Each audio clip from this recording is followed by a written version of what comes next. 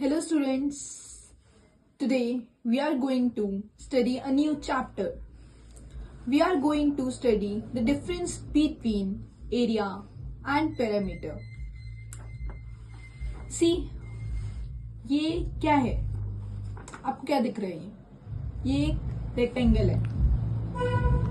आज हम पढ़ेंगे कि रेक्टेंगल के एरिया और पैरामीटर कैसे निकलते हैं और एरिया और पैरामीटर में डिफरेंस क्या होता है. सी, ये आपको एक रेक्टेंगल शेप की शीट दिख रही है. ये क्या है? साइड में ये सराउंडिंग्स है. ये क्या है?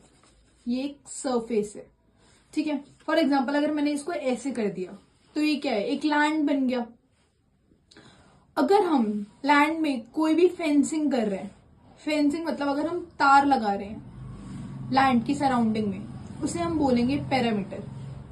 या फिर ये आपकी शीट है, इसके सराउंडिंग्स में यहाँ पे साइड्स में अगर आप कुछ कर रहे हो तो इसको बोलेंगे पैरामीटर. बट वही लेट कर लो कि ये एक वॉल है. ठीक है. अगर ये वॉल है, आपको वॉल को पेंट करना है. अब इसको पेंट करोगे तो इसके सरफेस पे कुछ करोगे. अगर आप सरफेस पे कुछ कर रहे हो तो उसको हम एरिया कंसिडर करते हैं. अगर आप यहाँ पे बाउंड्रीज में कुछ कर रहे हो उसको हम पैरामीटर कहते हैं. अब फॉर्मूला याद करने की जरूरत नहीं है, आपको समझना पड़ेगा कि इसका फॉर्मूला आया कैसे. आप सबको पता है कि पैरामीटर, किसी भी शेप का पैरामीटर क्या होता है? सम ऑफ ऑल साइड्स.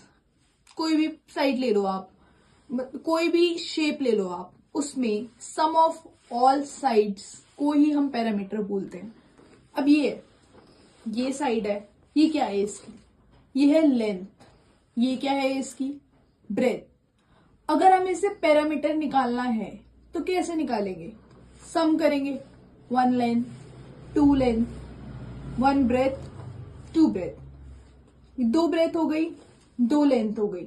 आप इनको ऐड करोगे तो क्या आएगा? 2 लेंथ प्लस 2 ब्रेथ.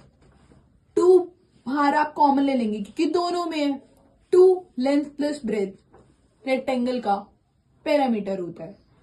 वहीं आपको इसका एरिया निकालना है. फॉर एग्जाम्पल लेट कर लो कि ये एक लैंड है. आपने इसके सराउंडिंग में अगर वायरिंग करी, फेंसिंग करी तो हमने पैरामीटर निकाल दिया.